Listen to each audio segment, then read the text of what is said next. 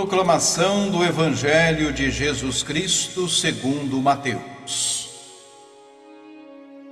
Naquele tempo, Jesus tomou consigo Pedro, Tiago e João, seu irmão, e os levou a um lugar à parte, sobre uma alta montanha, e foi transfigurado diante deles.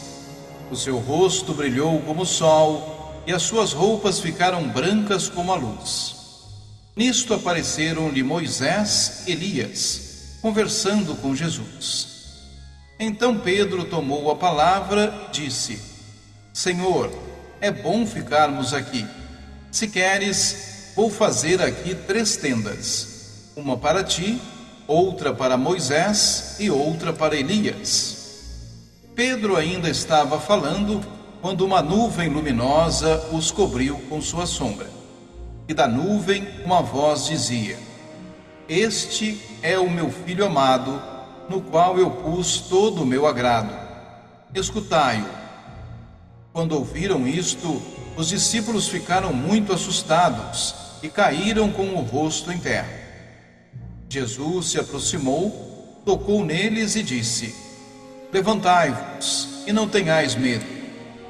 Os discípulos ergueram os olhos e não viram mais ninguém, a não ser somente Jesus.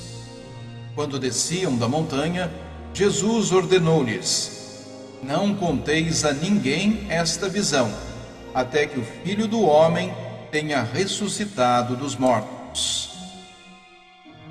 Palavra da salvação.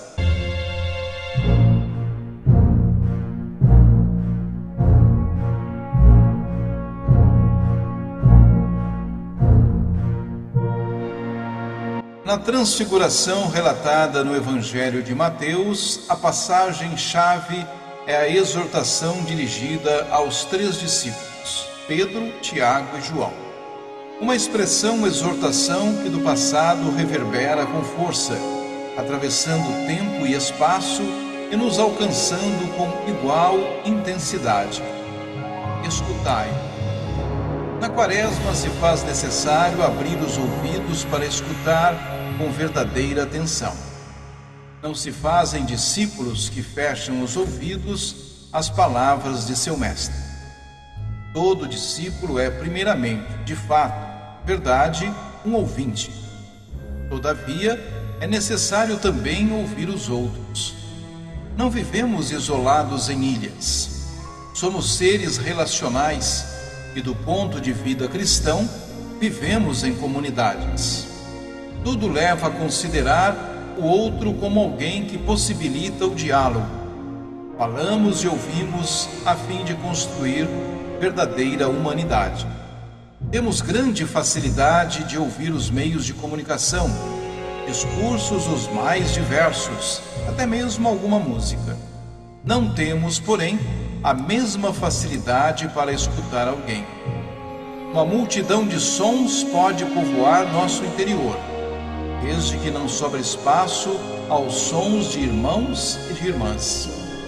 Transformamo-nos em consumidores de ruídos e, negando os sons da fraternidade, esvaziamo-nos de nós mesmos.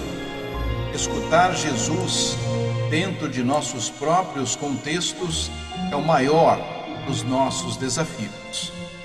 Acolher a palavra de Jesus requer tempo, qualidade de tempo. Caso contrário, corremos o risco de confundir os ruídos do cotidiano com a voz do nosso Mestre. Jesus sobe à montanha para viver uma experiência inusitada. Lá, diante de olhos estarrecidos dos 3 discípulos, transfigura-se. Suas vestes são mudadas e passam a se parecer com aquelas dos mártires. No entanto, para além da transfiguração, aparecem também Elias e Moisés. A presença deles vem confirmar o caminho de Jesus na direção do conflito final. Tal presença aponta que a missão do Mestre não é marcada pela neutralidade. Contrariamente a essa percepção, sua vida transcorre num caminho marcado pelo conflito, e no conflito, assume uma posição de solidariedade às vítimas que o conduzirá inevitavelmente à morte. Todavia, a missão de Jesus não era a mesma de Pedro. Quantas e quantas vezes nossas visões e interesses se distanciam do projeto de Jesus?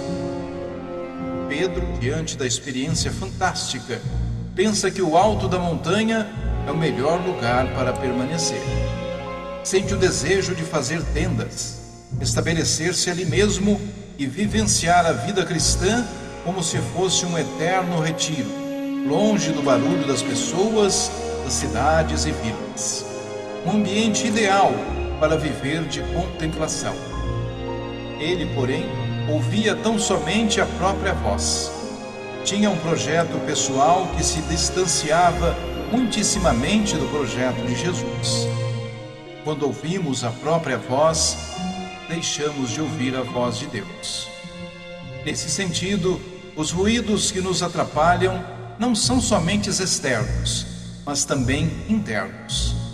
Descer a montanha será, para os discípulos, muito mais difícil do que subir.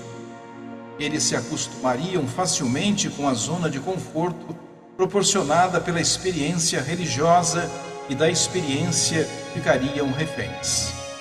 Transformariam a vida de Cristo numa experiência intimista e desconectada da realidade conflituosa.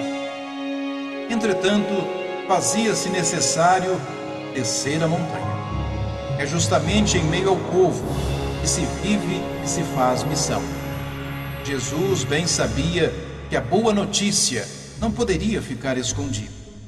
Descer a montanha traz o sentido de fazer o caminho para dentro da realidade.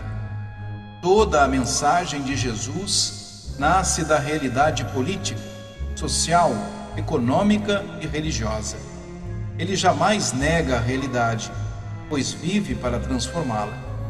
Nesse caso, o cotidiano é o espaço privilegiado da sua atuação. Ele podia, até mesmo por breves momentos, subir montanhas. Suas raízes e missão se encontravam, contudo, no meio.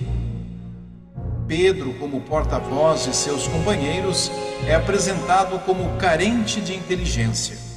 Ele traz no coração o desejo de reter permanentemente a revelação da glória celeste. Pode-se dizer que, na perspectiva humana, esse é um desejo compreensível, mas se contrapõe ao chamado dos discípulos ao seguimento de Jesus pelo caminho da cruz. Eles experimentam uma antecipação da bem-aventurança celestial e por isso dizem: é bom estarmos aqui. Pedro pensava segundo a perspectiva do triunfo. Imaginava um Cristo vitorioso para vitoriosos. A lógica da vitória impedia o apóstolo de se ver adequadamente. Por isso, sua proposta parecia querer desviar Jesus de seu trajeto de solidariedade com as vítimas da história. Jesus, por sua vez, constrói seu itinerário pessoal e teológico à luz da solidariedade com os pequeninos, mesmo que para isso a consequência seja se tornar vítima do Império Romano, como tantos outros do seu povo já haviam sido.